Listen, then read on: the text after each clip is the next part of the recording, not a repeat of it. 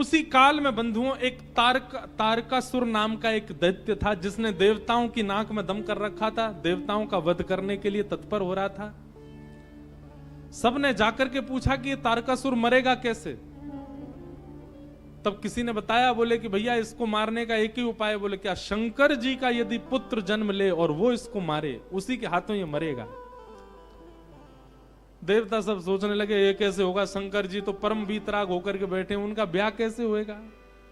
वो तो ब्याह करना दूर दूर तक उनका कोई संभावना नहीं। तब ब्रह्मा जी ने कहा, देवता आप सब लोग अब प्रयोजन करो, कैसे भी करके शंकर जी का मन बनवाओ। उनका मन बनेगा तो ही तारकासुर का वध हो सकता है।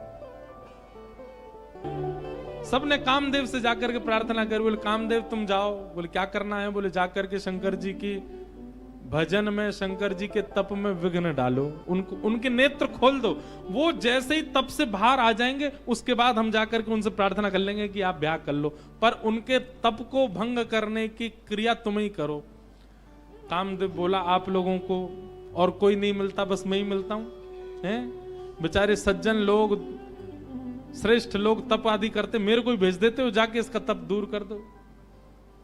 देवता सब कहने लगे हम देवता, तुम ये सोचो ना, तुम्हारा बलिदान 33 कोटि देवताओं का लाभ करता है, पूरे ब्रह्मांड का लाभ करता है। देवताओं ने जाकर के कहा, हे कामदेव तुम जाओ और जाकर के महादेव के तप को भंग करो।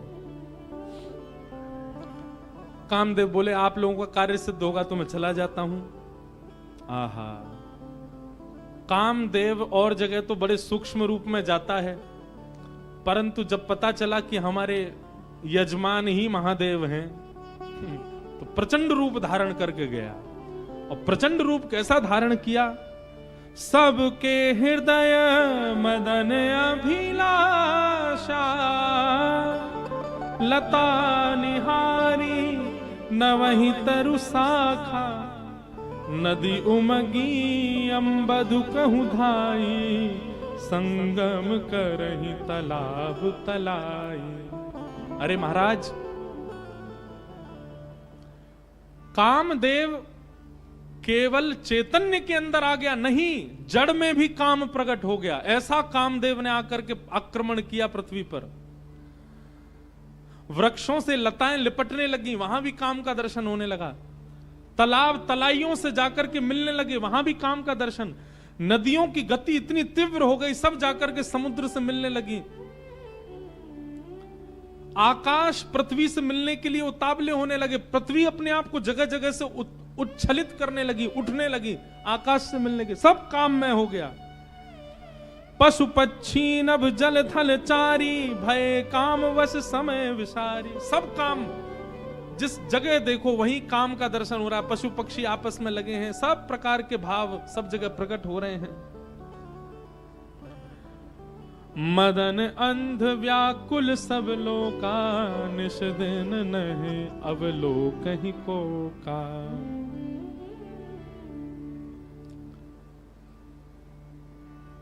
पुरुषों को अपने अलावा पूरी सृष्टि स्त्री में लगने लग गई, और स्त्रियों को अपने अलावा पूरा विश्व पुरुष में लगने लगा। और काम की ज्यादा व्याख्या करनी नहीं है, पर बस हम ये इसलिए कर रहे हैं, जिन महादेव को आप दर्शन करते हो, ऐसी स्थिति में भी डगमगाए नहीं, अपने ध्यान में बैठे रहे।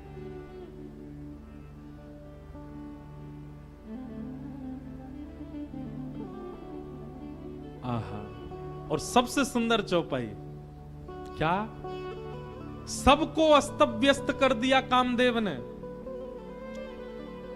भय कामवश जोगिस तापस, पवरन की को कहें, देख ही चराचर नारी में, जे ब्रह्म में देखत रहे। जो सब में ब्रह्म देखते थे, सब में नारी दिखने लगी उनको। अबला विलो कहीं पुरुष में, नारियों को सब में पुरुष दिखने लगा। जग पुरुष सब अबला में, दुई दंड भरी ब्रह्मांड भीतर, काम कृत कौतुक अयम। धरी न काहू धीर सब, के मन मनसी मनसिज हरे। ये बहुत अच्छी बात है।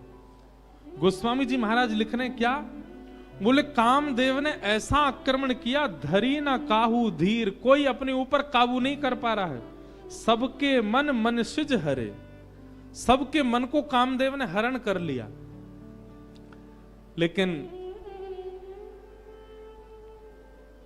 यह पंक्ति लिखने के बाद तुलसीदास जी रुक गए। तुलसीदास जी बोले, हमने काम की कुछ ज्यादा प्रशंसा नहीं कर दी, काम की व्यापकता कुछ ज्यादा नहीं बता दी। अरे हमने ये तक लिख दिया कि कामवश जोगिस तापस परवनी किनको कहें। बोले जोगी तपस्वी सबको हमने काम के लहर में उलझा दिया। काम की इतनी प्रशंसा कर दी हमने, काम की इतनी व्यापकता दिखा दी हमने, कहीं ऐसा ना हो कि ये काम के सारे प्रसंगों को सुनकर के लोग डर जाएं, बोले काम से जीते ही कौन सकता है फिर। लेकिन अब लिखी हुई बात मिट ना सकें, मिटा तो सकते नहीं है, तो क्या करें। गोस्वामी तुलसीदास जी अति चिंता में बैठे हैं और मन ही मन सोच रहे, ये मैंने क्यों लिख दिया। धीर न काहू धीर सब के मन मसज हरे, सबको कामदेव ने हरण कर लिया। गोस्वामी तुलसीदास जी महाराज चिंता करते करते करते सो गए। तभी हनुमान जी महाराज आए और गोस्वामी जी की कलम उठा करके अगली पंक्ति लिख गए। क्या? जो राखे रघुवीर ते उबरे ते ही काल महु। हनुमान जी महाराज लिख करके गए और सुबह उठते ही गोस्वामी जी ने स्नान ध्यान करके जैसे पुनः लिखने के लिए कलम उठाई तो क्या देखा, गोस्वामी जी जिस पंक्ति पर अत्यंत चिंतित हो गए थे कि काम ने सबको अपने वश में कर लिया, अब इससे आगे क्या लिखूं मैं। हनुमान जी नीचे लिख करके गए, बोले लेकिन जिनके हिये में साक्षात राम जी विराज रहे हैं, काम उनका स्पर्श भी नहीं कर पाएगा, काम उन पर प्रभाव नहीं कर पाया, प्रहार नहीं कर पाया। अरे जिनके चित्त में राम निवास करते हैं वो तो काल के मुख से निकल के आ जाते हैं।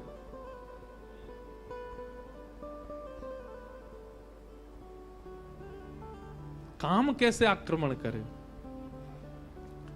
सब जगह काम ने अपनी व्यापकता बिछा ली। अब कामदेव हिमालय की ओर गया, कैलाश पर गया और कैलाश पर जाकर के भी ऐसी सुंदर सुगंध उत्पन्न होने लगी, सुंदर सुंदर पुष्प होने लगे, जिनसे भी काम प्रकट हो जाए वो सारा वातावरण पूरे विश्व में प्रकट कर दिया। ऐसा प्रचंड काम प्रकट हुआ, लाखों वर्षों से तप कर रहे जोगी तपी भी अपने आप पर काबू नहीं कर पा रहे हैं। लेकिन शिव ही विलोकई ससंग के उमारू, भयउ जथार्थित सब संसार। सबको अपने वश में करने वाला कामदेव जैसे ही हिमालय पर गया, कैलाश पर गया और कैलाश पर जाकर के जैसे ही उसने शंकर जी का दर्शन किया, शंकर जी को देखते ही काम भी उनके ऊपर मोहित हो गया। ऐसा सुंदर रूप, ऐसा सुंदर वदन, ऐसी सुंदर जटा, ऐसी शीलता, ऐसी सौम्यता, मानो कामदेव भी सामने बैठ गया और शंकर जी का दर्शन करने लगा। उनके रूप को देख करके कामदेव भी मोहित होने लग गया। सबको अपने वश में कर लिया कामदेव ने, लेकिन महादेव के रूप को देख करके कामदेव स्थिर हो गया। तभी मानो देवताओं ने जाकर के चेता, ए कामदेव तू काम करने गया है वहां पर कि तू खुद ही समाधि में बैठने गया है, जा उनके नेत्र खुलवा कैसे भी। कामदेव बोला मैंने सारे प्रयास कर लिए हैं, सब देखो पूरा विश्व काम में हो गया, पर इन पर कोई प्रभाव ही नहीं हो रहा है। तब कामदेव ने दूर देखा एक आम का वृक्ष, उस पर चढ़ गया और एक पुष्प का बाण लेकर के कामदेव ने वहीं से महादेव का संधान किया। अब कामदेव को पता था कि अब मेरी मृत्यु निश्चित है, क्योंकि जब मेरे सारे बाणों से कोई काम नहीं बना, अब मैं इनको हठ पूर्वक उठाऊंगा और इनकी तप अग्नि निकलेगी, उसमें मेरा मरना निश्चित है। पर कामदेव भी सोच रहा है इनके द्वारा मेरी मृत्यु हो तो मैं भी सफल हो जाऊं। कामदेव ने वृक्ष पर चढ़कर के पुष्प का बाण जैसे ही महादेव के वक्ष पर मारा, वक्ष पर जाकर के बाण जैसे ही लगा तो ध्यान थोड़ा सा भंग हुआ, भ्रगुटी थोड़ी सी जुड़ गई।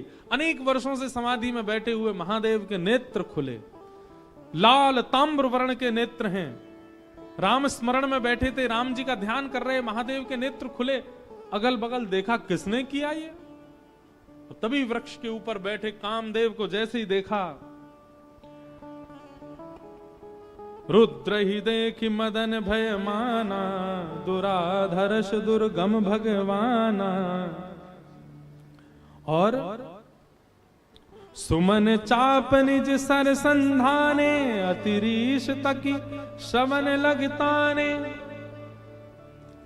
तब शिव तीसर नयन उघारा, चितवत काम भयउ जरि छारा। जैसे ही कामदेव को देखा, तीसरा नेत्र खुल गया महादेव का, और तीसरा नेत्र खुलते ही अग्नि प्रज्वलित हो गई, कामदेव जल करके वहीं भस्म हो गया। बोलो रामेश्वर भगवान की। कामदेव जल करके नष्ट हो गया, हाहाकार मच गया। देवता बोले हमने तो नेत्र खुलवाने भेजा था, ये तो कामदेव का बदई हो गया। ब्रह्मा जी बोले कोई बात नहीं, आंख तो खुल गई, अब संभाल लेंगे।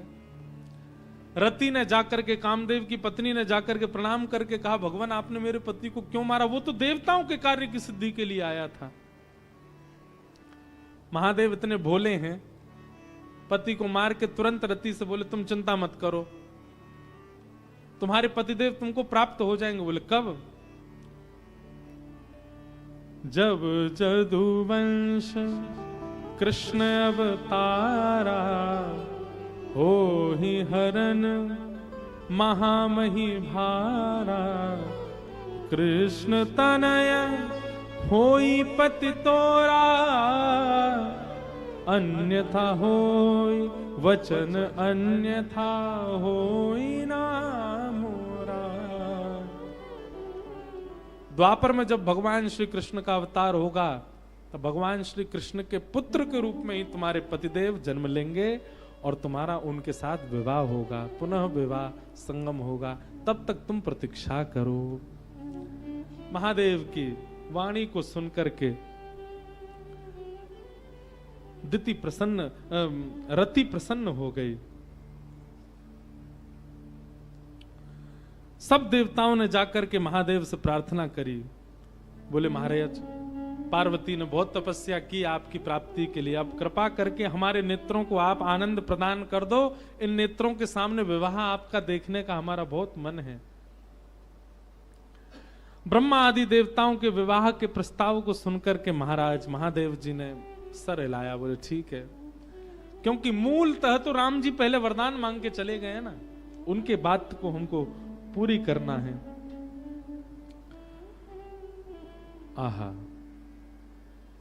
तभी सप्तऋषि जिनको परीक्षा लेने के लिए भेजा था, उन्होंने आकर के महादेव को बताया। बोले महाराज, हम परीक्षा लेकर के आए हैं और आपकी जो होने वाली कन्या है वो सकुशल है। अब हम जाकर के हिमालय महाराज को आपका थोड़ा यश सुना दें। सप्तऋषि गए हिमालय महाराज के पास, जाकर के उन्होंने कहा आपकी पुत्री जिनके लिए तप कर रही है वो साक्षात महादेव हैं, और महादेव बारात लेकर के आएंगे। आप अपने पूरे नगर की तैयारियां करो, सुंदर बनाओ, देवी देवता सब पधारेंगे। महाराज, पार्वती जी का तप पूर्ण हुआ। हिमालय ने अपनी समस्त कंदराओं को सजाना प्रारंभ किया। हमारे ब्रज के एक महाराज जी कह रहे थे, आज भी हिमालय का दर्शन करके लोग उसके प्रति आकर्षित हो जाते हैं, इतना सुंदर हिमालय लगता है। वे कहते हैं, बोले हिमालय को सजाया हिमालय ने तभी था जब भगवान शिव की बारात गई वहां। ये आजकल जिस हिमालय का दर्शन हम करते हैं ये तो उतराई है, मतलब घर सजाने के बाद जब थोड़ा थोड़ा सजावट जो है वो धीमी पड़ जाती है, फीकी पड़ जाती है, तब का हिमालय हमको दिख रहा है। जब महादेव बारात लेकर के गए थे तब का हिमालय तो हम देख ही नहीं पाते, इतना सुंदर। आज भी हिमालय जो इतना सुंदर लगता है, उसकी आकृतियां, उस पर जमी हुई बर्फ, उसके वृक्ष वल्लरी, ये सब उसी काल में हिमालय ने सजाए थे। क्यों? महादेव की बारात आ रही है। सोचो कैसा सजा है पूरा हिमालय। आहा, पत्रि सप्तऋषि सोही दीन्ही, गही पद विनय हिमाचल कीनी। सप्त ऋषियों ने जाकर के हिमालय को कहा कि आप तैयारी शुरू करो, महादेव बारात लेकर के आएंगे। सभी देवताओं को निमंत्रित कर दिया। ब्रह्मा जी ने बोले सब लोग चलो, महादेव बारात लेकर के जाएंगे। महादेव की बारात जानी है। बारात के पद हमारे अनुज जी जेब में रख के बैठे हैं, पता नहीं देंगे कि नहीं। इनसे कही तो दिए एक आध पद दो तो हम गा दें कुछ। इनका मन नहीं है कि आज भी ब्याह हो, इसलिए दे ही नहीं रहे। तब से 3 बार हमने देख लिया। लिखलाए हो कुछ? वाह,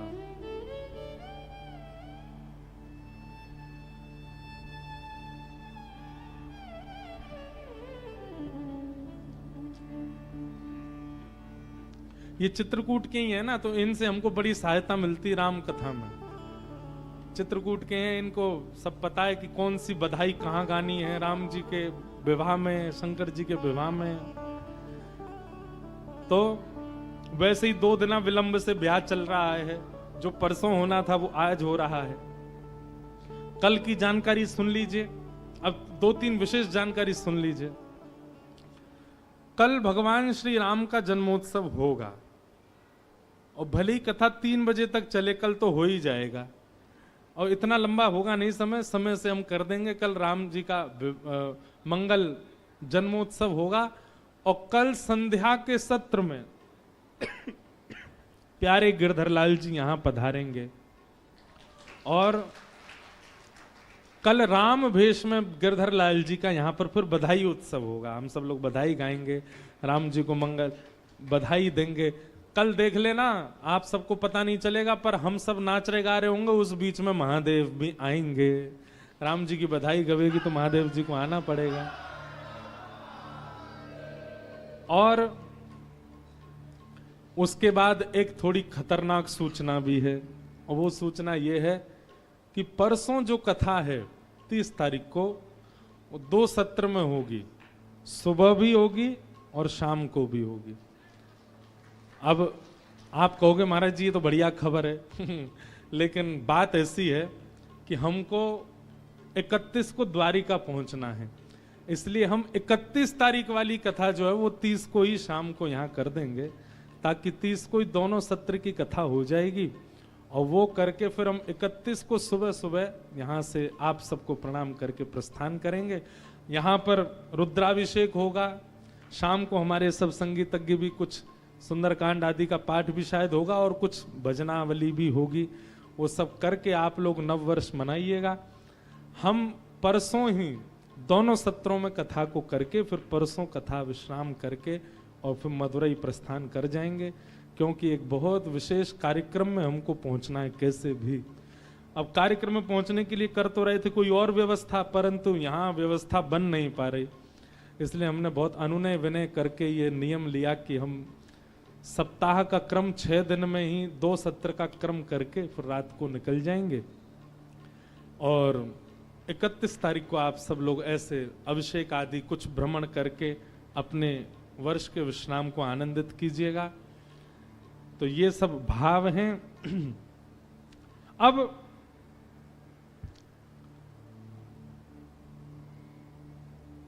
शंकर जी की बारात की तैयारी हो रही है।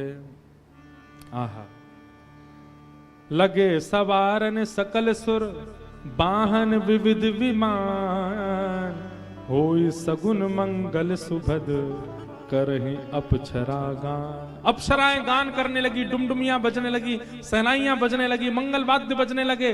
देवताओं ने अपने अपने वाहन सजा लिए, सब तैयारी करने लगे। बोले महाराज सब चलो, महादेव की बारात जाएगी। भगवान विष्णु पधारे। अब बहुत सावधानी से सुनिएगा। आहा, एक तो पहले से ही इतने सुंदर और बारात में जाने के लिए और सुंदर बनकर के आए, शंख चक्र गदा पद्म लेकर के भगवान नारायण आए। आहा, देख करके सब बलैया लेने लगे, कितने सुंदर।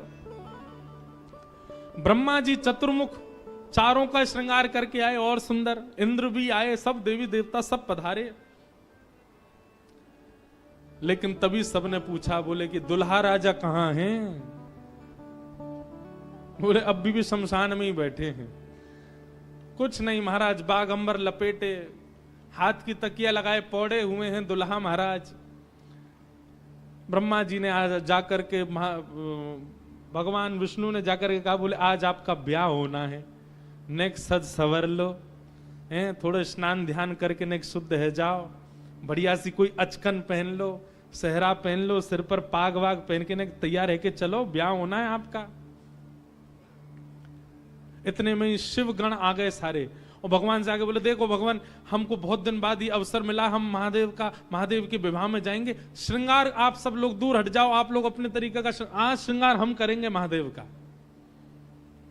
महादेव तो बोले, भंडारी बोले, भैया जा को रुचि लग रही हो वही कर लो। भगवान विष्णु ने शंकर जी का हाथ पकड़ा, बोले एकांत में आओ, आपसे कुछ बात करनी है। शंकर जी एकांत में गए, इतने भोले हैं शंकर जी। भगवान नारायण बोले, देखो ये विवाह हो रहा है, विवाह में मजाक आदि होते रहते हैं, इसलिए बुरा मत मान जाना बात का। शंकर जी बोले, हम तो कोई बुरा मानते नहीं। बोले क्यों? कामदेव आया था, आपने तीसरा नेत्र खोल करके उसको ध्वस्त कर दिया, भस्म कर दिया। कहीं पता चली सारी सरेज ने कोई ने मजाक कर दी, सोई तीसरा नेत्र खुल गयो, जल के राख हो जाएंगी साली सरेज, ये सब मत करना। विवाह का माहौल है, थोड़ी बहुत मजाक वजाक हो तो सहन कर लेना। वैसे तो आप सहन करते हैं, लेकिन आपके गण कभी कभी उत्तेजित हो जाते हैं, इनको सबको संभालना। और बाकी हम सब चल ही रहे हैं, सब संभालेंगे। शंकर जी बोले, मजाक होता है वहां पे? ससुराल में मजाक करते हैं दामाद के साथ? भगवान बोले, हाँ मजाक होता है। तो इसका मतलब है हम भी मजाक कर सकते हैं? नारायण भगवान बोले, कर ही सकते हो, पर लेकिन आप जगत संहारक हैं, उस तरीके का मजाक मत कर देना कि पता चली हिमालय कोई उल्टा थाप दिया पृथ्वी में, ये सब मत करना। नहीं नहीं नहीं, हम अपने तरीके से करेंगे। और सुनो, वो मजाक हमसे करने लायक रहे, इसका हम पूरा ध्यान रखेंगे, वो रहे नहीं, हम ही इतना मजाक कर देंगे। अच्छा, नारायण भगवान भी बोले कि चलो होन दो, अब के आनंद होन दो। शंकर जी गए, जाकर के सब अपने गण बुलाए, लाओ भैया श्रृंगार करो हमारा। कैसा श्रृंगार किया? जटाओं को पकड़ करके महाराज जटाओं का ही मुकुट बना दिया, जटाएं खोल करके उन्हीं का मुकुट बना दिया। सुंदर बागंबर पहनाई, बागंबर को रस्सी से बांधते थे, पर आज रस्सी से नहीं, आज सर्प से बांधा, बढ़िया वाला सर्प लेकर के आए, कमर में ला करके बागंबर बांध दी। एक सर्प को सिर के ऊपर बांध लिया, सर्प को सिर के ऊपर बांध करके गण लेकर के छोटे छोटे पतले पतले सर्प लेके आए, और उस सर्प से सारे सर्प लटका दिए सामने की ओर, बन गया सहरा। और सर्पों के मुंह से जो जीवन कर रही थी, उन जीवों में बिच्छू लटकाई दिए। तो जैसे जुबिया होती है ना, पतले पतले पुष्प और नीचे नीचे गुच्छे, तो ऐसे पतले पतले पुष्पों में तो छोटे छोटे सर्प, और नीचे गुच्छों में बड़े बड़े बिच्छू लटक रहे हैं। कानों पे बिच्छू लटका दिए, गले में महाराज अब तक तो एक मुख वाला सर्प पहनते थे। भगवान शंकर जी बोले, सुनो तुम थोड़ी देर के लिए जाओ, चलो बहुत दिन हो गए तुमको गले में। बोले क्या लेके आओ? वो 5-5 मुख वाले सर्प लेके आओ। 5-5 मुख वाले सर्प ला करके गले में बिठा रहे हो। ये दुल्हा राजा तैयार हो रहे हैं। श्रृंगी भृंगी बोले भगवान, ये नारायण भगवान बहुत चमक रहे हैं, इंद्र बहुत चमक रहे हैं, ब्रह्मा जी भी बहुत चमक रहे हैं, हम भी चमकने चाहिए। शंकर जी बोले, जाओ शमशान में अभी अभी चिता जली होगी, उसकी भस्म लेके आओ। गरम गरम चिता की भस्म लेकर के आए महाराज, अंग पे लगाई, पैरन पे लगाई, वक्ष पे लगाई, मुख पे लगा करके बोले, अब चमक रहे हैं कि नहीं? बोले बढ़िया चमक रहे हो, अब तो चमक गए बिल्कुल आप तो। शंकर जी ने ऐसा तैयार किया स्वयं को। हाँ भाई, श्रृंगी भृंगी ने जय जयकार कर दी, बोले दुल्हा राजा तैयार हैं, बारात लेके चली जाए। भगवान ने जैसी शंकर जी को देखा, बोले जय हो, आज हिमालय में जय जयकार नहीं हाहाकार होगी, ऐसी बारात जा रही है।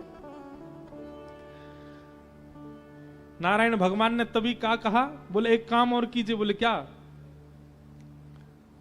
सब लोग अपनी अपनी पंक्तियां अलग अलग कर लो, हम नारायण हैं, हम अपनी पंक्ति लेके अलग चलेंगे। ब्रह्मा जी आप अपनी पंक्ति लेके अलग चलो, ए इंद्र तुम अपनी पंक्ति लेके अलग चलो, सब अलग अलग। दुल्हा अपनी पंक्ति लेके अलग आएंगे। सबसे आगे नारायण चले गए, उनके पीछे ब्रह्मा जी जा रहे हैं, उनके पीछे इंद्र देवताओं की सभा लेकर के जा रहे हैं, और सबसे पीछे शंकर जी, और शंकर जी के 10-5 गण। श्रृंगी भृंगी बोले, हे गुरुवर, हे महादेव, देखो इतनी बड़ी बड़ी ये तो बारातियों की इतनी संख्या है, और जिनका ब्याह है हम ही लोग ही 10-5 हैं। शंकर जी बोले, इसमें इतने परेशान होने वाली क्या बात है? विश्व में जितने शमशान सब हमारे, सब जगह जाओ, जो भी भूत प्रेत पिशाचनी डाकनी साकनी सब बैठी, सबको बुला लाओ, सबको लेकर के चलेंगे हिमालय, और सबको कह दो आज हमारे स्वामी का विवाह उत्सव है, कोई पीछे ना रहे। अपने दूर दूर के रिश्तेदार जो अमेरिका लंदन आदि में बैठे हैं उनको भी बुलवा लो, और महाराज विदेशी भूत भी आए हैं। एक कथा हम सुन रहे थे, पूज्य मलुकपीठ वाले महाराज जी सुना रहे थे, जब राम जी की बारात जा रही थी ना, तो उसमें सारे प्रेत भूत आए, और जैसे ही प्रेत जाने लगे तो प्रेतों की हाहाकार, हुंकार और उनके चलन चाल को देख करके इंद्र को बड़ा अजीब लगा। क्यों? अयोध्या के सब लोग डर गए उनको देख के, बाराती। तो इंद्र आकर के वज्र लेकर के खड़े हो गए, और सब भूत प्रेतों से बोले, हे कहां जा रहे हो? बोले हमारे राम जी की बारात है, हम भी जा रहे हैं साथ में। इन्हीं के नाम से ही हम लोग प्रेत योनि से मुक्त होते हैं, तो इनकी बारात में हम क्यों नहीं जा सकते? इंद्र बोले, चुपचाप जहां जहां से आयो लौट करके चले जाओ, यहां दिखना नहीं मुझे, यहां अवगुणों का प्रवेश नहीं है। राम जी की बारात में केवल सगुण सगुण जाएंगे, अवगुण नहीं जाएंगे। और वज्र का भय दिखा करके सब प्रेतों को रोक दिया। प्रेत बेचारे एक मैदान में जाकर के बैठ गए, बोले हम इतने ही बुरे हैं तो हमको बनाया क्यों? हम इतने ही बुरे हैं तो हम लोगों का सृजन क्यों किया? आज बताओ, हमको बारात से बाहर कर दिया, इससे बड़ा अपमान क्या होगा हमारा? इतने में पीछे पीछे नंदी पर बैठे श्रृंगी भृंगी के संग महादेव जा रहे थे। महादेव ने कही, बोले श्रृंगी भृंगी बड़ी भीड़ लगी है, देखो तो क्या हो रहा है। महादेव जैसे ही पहुंचे सब भूत प्रेत रोने लगे, बोले हमारे साथ बहुत बुरा हुआ, हमको क्यों बनाया? इंद्र ने अपने वज्र का भय दिखा करके हमको रोक दिया, बोले राम जी की बारात में तुम नहीं जा सकते, तुम सब असगुन हो, केवल सगुनों का प्रवेश है। महादेव तो बोले, बाबा दीन दयाल, इतनी दया आ गई। महादेव बोले, चिंता मत करो, हम वचन दे रहे हैं, ये जितनी देवतान के ब्याह इनके सबके में सगुन को जाने दो। देवों के ब्याह में सगुन जाएंगे और महादेव के ब्याह में सारे असगुन जाएंगे, तुम सबको हम लेके जाएंगे। हम सगुनों के संग नहीं चलेंगे, तुम्हारे संग चलेंगे, तुम सब चलना हमारे साथ। आज महादेव ने सब बुला लिए, सब लोग आ गए। शंकर जी की बारात जा रही है हिमालय। आहा, पूरे हिमाचल को इतना सुंदर सजाया, इतना सुंदर सजाया। हिमालय की कंदराएं देख करके, हिमालय के पहाड़ देख करके मोहित होने लगे सब। आज वैकुंठ से भी सुंदर सजा है हिमालय। सब सखियां अपनी अपनी अटारियों पर खड़ी हैं, सब अपने अपने द्वार पर खड़ी हैं। आरती का थाल लेकर के मैना देवी खड़ी हैं, और दूर दूर के रिश्तेदार नातेदार सब खड़े हैं। बोले नारद जी ने भैया ऐसा सुयोग वर बताया है, दूर दूर तक मिलेगा नहीं, तीनों लोकों में ऐसा वर नहीं मिलेगा। बारात की गाजे बाजों की आवाज आने लगी। ज्यों ज्यों गाजे बाजों की आवाज आए, हिमालय के लोग और उत्सुक होते जाएं, हमारे दुल्हा राजा आ रहे हैं। आहा, तभी देखा पीतांबरी पहने सब बाराती चल रहे हैं, और उन पीतांबरी पहने बारातियों के बीच में श्री गरुण जी महाराज धीमे धीमे चाल चल रहे हैं, और गरुण जी के ऊपर शंख चक्र गदा पद्म धारण किए श्रीमन नारायण आ रहे हैं। हिमालय के लोग तो दूर से बलैया लेने लगे। मैना देवी से जाके कहने लगे, हे मैना देवी, धन्य भाग, पार्वती जी जैसी हैं वैसी सुंदर दुल्हा आ रहे हैं। मैना देवी के बगल में नारद जी खड़े थे। मैना देवी बोली, मैं किस मुंह से आपका धन्यवाद करूं? आपने मेरी पुत्री के लिए ऐसे सुयोग वर ढूंढे। नारद जी बोले, नहीं नहीं, ये तो उनके मिलने जुलने वाले हैं, ये दुल्हा नहीं है। ये तो दुल्हा से ऐसी उनकी मित्रता है, प्रेम मानने वाले हैं। मैना देवी सोचने लगी, जिनके मित्र इतने सुंदर, मिलने जुलने वाले इतने सुधरे हुए, इतने स्वच्छ, इतने सुंदर, दुल्हा तो जाने कैसे ही होंगे। नारायण भगवान आए, माल्यार्पण किया, सब लोग ओहो महाराज, पूरी हिमालय नगरी तो नारायण को देख के ही न्यौछावर हो गई। और फिर हवा की तरह बात फैल गई, ये तो दुल्हा के मित्र हैं। दुल्हा तो भी पीछे आ रहे हैं।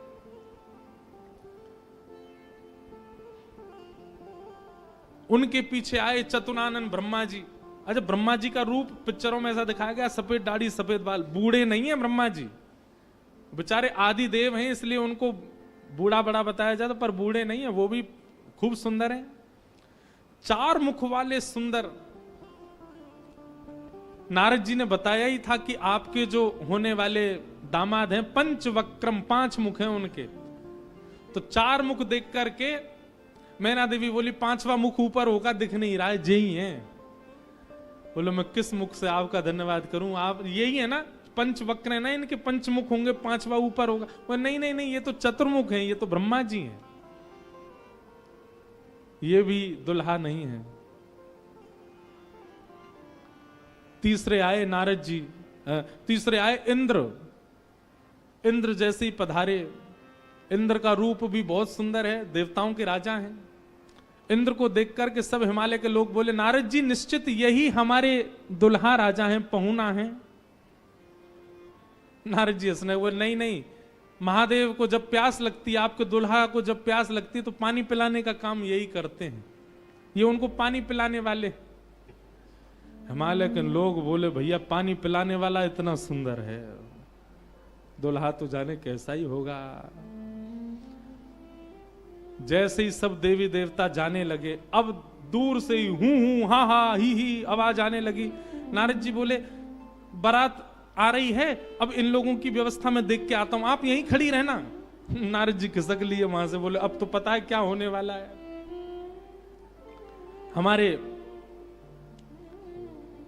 बक्सर वाले पूज्य मामा जी श्री नारायण दास भक्तमाली जी, वो इतना सुंदर वर्णन करते हैं। बोले जब बारात आती है तो बारात सबसे पहले देखने के लिए कौन जाते हैं? छोटे छोटे बच्चे सबसे पहले यही जाते हैं बारात देखने। पूरी खबर पूरे नगर में यही बच्चे ही फैलाते हैं। इतने हाथी, इतने घोड़ा, इतने बैंड बाजे वाले, इतने लाइट पकड़ने वाले, इतने नाचने वाले। बारात में सबसे ज्यादा बच्चे, सब पहले ही पहले पहुंच गए। बोले कहां है बारात, कहां है बारात? तभी देखा बारात तो आई नहीं, लेकिन हिमालय के सारे बालक चौकड़ी मार के भागते हुए अपने अपने घरों की ओर भाग रहे हैं। घरों के भीतर गए, माता पिता को भीतर बैठा लिया, भीतर से किवाड़ बंद करके बालक सब अपने छाती पे हाथ धर के सांस लेने लगे जोर जोर से। माता पिता ने पूछी क्या हुआ बच्चों, तुम बारात देख करके आए? बड़ा हाथी देख लिया होगा तभी डर गए। बोले हाथी? बोले हमने क्या देखा, हम कैसे वर्णन करें? अरे बाप रे बाप, कैसन कैसन भूत प्रेत, कैसन कैसन सांप। अरे बाप रे बाप, कैसन कैसन भूत प्रेत, कैसन कैसन सांप। छूटेला पसीना श्वास, छूटे हाफ हाफ, छूटेला पसीना श्वास, छूटे हाफ। माई बाप पूछन लगे आंचल सो झांक। हाँ माई बाप पूछन लगे आंचल सो झांक। अरे बाप रे बाप, कैसन कैसन भूत प्रेत, कैसन कैसन सांप। अरे बाप रे बाप, कैसन कैसन भूत प्रेत, कैसन कैसन सांप। बच्चों से पूछे, बोले क्या बात है? बोले अरे बस पूछिए मत, कैसे प्रेत आए। आज निश्चित ही हम हिमाचल के लोगों के किए हुए पाप आज हमको फल के रूप में मिल रहे हैं कि ऐसी बारात देखने को मिली है हमें। एक बिना मुख का बराती, क्योंकि भूत प्रेत है, बिना मुंह ही नहीं है उसका, शरीर धरीधर है। पहुंच गया, किसी द्वार को खटखटाने लगा, भीतर से खोल करके लोगों ने जैसे उसका रूप देखा, रूप देखते ही स्तब्ध हो गए। बोले हम बाराती हैं, रहने की व्यवस्था कहां है? बाराती का मुख देख करके सब बोले तुम तो यहीं रह जाओ, कहीं रह जाओ, हम छोड़ छाड़ के भागे यहां से, भैया ऐसी बारात। आहा,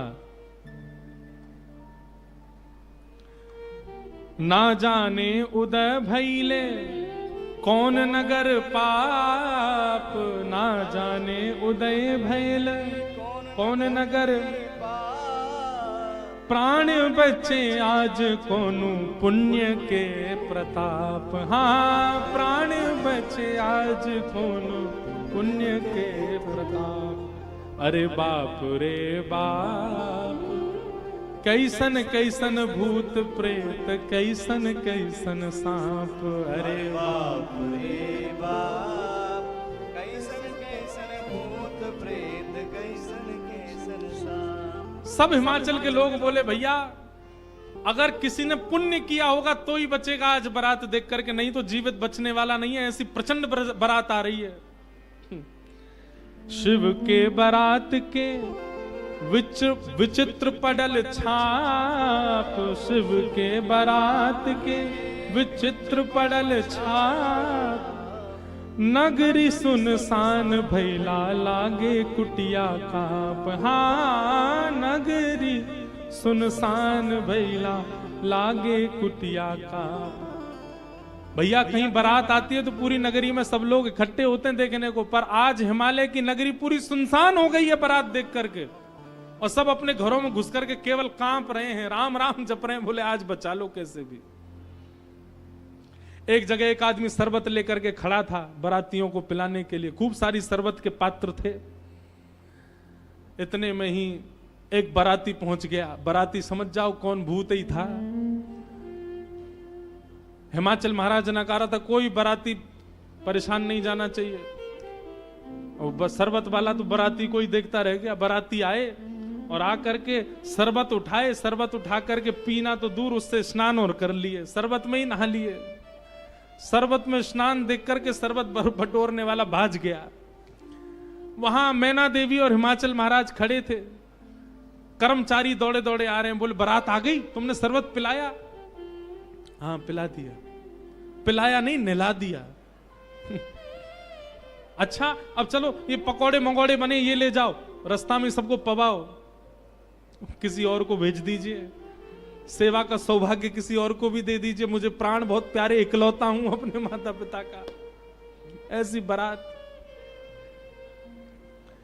महादेव नंदी पर सीधे नहीं बैठे, उल्टे बैठे हैं। क्यों? नारायण भगवान कह के गए थे कि मजाक होता है, बोले हम ही प्रारंभ कर दें मजाक। उल्टे बैठ करके गए नंदी पर और श्रृंगी भृंगी से कह रहे हैं हारे इंद्र की जमात, नारायण की जमात, ब्रह्मा की जमात से कम तो नहीं लग रहे? बोले कि महाराज अपनी जमात से आगे कोई नहीं है, सबरी जमात फीकी पड़ गई हमारी जमात के आगे। ऐसे ऐसे भूत प्रेत, ऐसे ऐसे बाराती तो किसी बारात में नहीं गए होंगे, आप चिंता मत करो। महादेव बड़े प्रसन्न है, बोले बहुत बढ़िया, कोई कमी नहीं छूटने पाए, करो बढ़िया व्यवस्था। आहा, कोई करे भय से विलाप, कोई करे अलाप, कोई करे भय से विलाप, कोई करे प्रलाप, कोई करे आंख मूंद राम नाम जाप। हाँ कोई करे आंख मूंद राम नाम जाप। क्यों? अरे बाप रे बाप, कैसन कैसन भूत प्रेत, कैसन कैसन सांप। अरे बाप रे बाप, कैसन कैसन भूत प्रेत, कैसन कैसन सांप। कही लगन नारायण मिट सब कर संताप, कहने लगे नारायण मिट सब कर संताप। शिव जी दयालु दीने उठ पल के थाप। हाँ शिव जी दयाल दीने उठ पल के थाप। अरे बाप रे बाप, कैसन कैसन भूत प्रेत, कैसन कैसन सांप।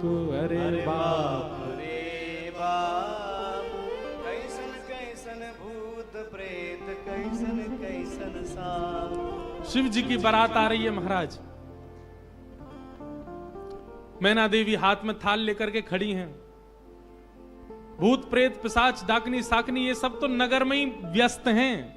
नगर में ही जितने लोग थाल ले लेकर के खड़े थे वो उनसे तो ले ही लिया, अब नगर में घरों में घुस घुस करके उनके घर की सामग्री निकाल निकाल के पा रहे हैं। बाराती आए हैं, श्रृंगी भृंगी के साथ में नंदी पर सवार होकर के महादेव जैसे ही मुख्य द्वार पर पहुंचे।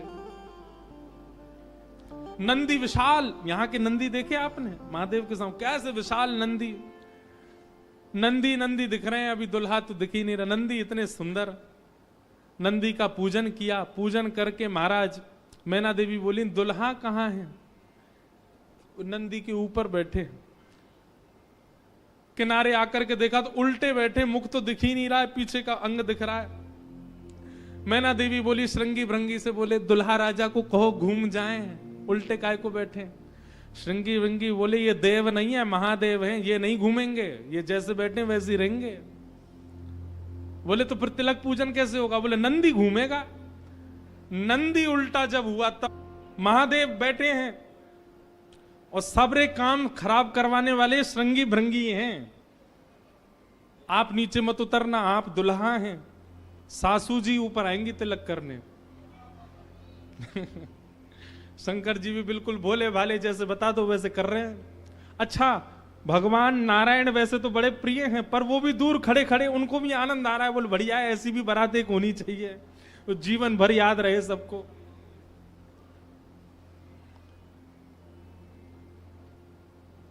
मैना देवी बोली नारद जी ने बताए निश्चित ही श्रेष्ठ ही होंगे, दुनिया के लोग तो पुष्प के श्रृंगार इनने सर्प के किए, सुंदरता ज्यादा है हमारे दामाद की, इसलिए सर्प से ढक रखे नजर नहीं लगे।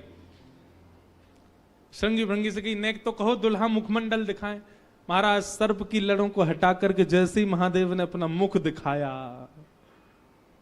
प्रचंड रूप महादेव का देख करके पूरे मुख पर भस्म लगी हुई थी महादेव के, और भस्म लगा करके तो वैसे हाउ बिलाऊ सा लगता व्यक्ति, और वो भी महादेव। भस्म लगी है, भस्म के ऊपर ही काजल लगे हैं, भस्म के ऊपर ही पान चबा रखा, मुख से महाराज लाल लाल लर निकल रही हैं। ऐसे विचित्र महादेव को देख करके मैना देवी तो वहीं मूर्छित होकर के गिर गई, हाथ से थाली वाली गिर गई, चीख मार करके जितनी सखियां थी सब भागी वहां से। महादेव ने श्रृंगी भृंगी को देखा, श्रृंगी भृंगी तो आश्चर्यचकित पड़ गए। महादेव बोले तुम लोगों के मुख इतने मुरझाए से क्यों लग रहे हैं? बोले भगवान स्वागत करने आई थी, ये तो मूर्छित ही हो गई। महादेव बोले सब नगरों के अपने अपने रिवाज हैं, यहां मूर्छित होना ही रिवाज होता होगा। दुल्हा को देखते ही सासू मां मूर्छित हो जाती, यही रिवाज होगा। चलो अपने जनवासे में चलें। और जनवासा कहां है? शमशान घाट। जनवासा बनवाया था लेकिन वहां नहीं गए, जहां पर जा सारी बारात वहीं पर जाएगा दूल्हा, और सारी बारात कहां है? वो तो शमशान में। शमशान में जाकर के दूल्हा राजा बैठ गए और बार बार श्रृंगी भृंगी से कहें कोई कमी तो नहीं? बोले नहीं, बहुत बढ़िया है, सब बिल्कुल बढ़िया है। भगवान नारायण बोले भैया अब हमको चलना चाहिए, महादेव से बात करनी चाहिए, ये तो ऐसे तो काम बनेगा नहीं, ऐसे ब्याह कैसे होगा। नारायण भगवान गए और भगवान जाकर के शमशान में बैठे महादेव से जाकर के बोले यहां क्यों बैठे हो आप? बोले नगर में कोई है ही नहीं तो कहां जाएं, यहीं बैठेंगे। नगर तो पूरा खाली पड़ा है, कोई है ही नहीं स्वागत करने के लिए। एक माता जी जरूर आई थी, ये बता रहे थे वो हमारी सासू मां, वो भी मूर्छित। बोले मूर्छित हो गई? शंकर जी बोले मूर्छित नहीं हुई, सत्यता हम बता रहे हैं आपको। और क्या हुआ था? बोले हमने उनकी थाली की ओर देखा, थाली में वो जल का लोटा लेकर के खड़ी थी, जल का लोटा उन्होंने फेंक दिया। क्यों फेंक दिया? उन्होंने सोचा जब हमारे दुल्हा की जटा से ही गंगा निकल रही है तो इनको सामान्य लोटा क्या दिखाएं हम, इसलिए उनका लोटा गिर गया। हमारे जटा पर जब उन्होंने सुंदर चंद्रमा को बैठे देखा तो उन्होंने कहा जिसका तिलक ही चंद्रमा है उसको हम रोरी चावल क्या लगाएं, इसलिए रोरी चावल छूट गए। नारायण भगवान बोले हमने सुना आपकी सासू मां मूर्छित हो गई। बोले मूर्छित नहीं हुई तो दुनिया की सास जमाई की आरती करती हैं, बलैयां लेती हैं, दामाद सासू को प्रणाम करता है, पर हमारे रूप पर न्योछावर होकर हमारी सासू मां ही दंडवत करने लगी हमें, मूर्छित नहीं हुई है। शंकर जी को हृदय से लगा कितने भोले हैं आप। यहां नारद जी पहुंचे। अब महाराज अंदर तो मातम बन रहा था, सब लोग पार्वती जी को घेर करके बैठे हैं। मैना मैया जैसे तैसे होश में आई, होश में आकर के बोली, हमने नारद का क्या बिगाड़ा, ऐसा पति, इसके लिए इतना घनघोर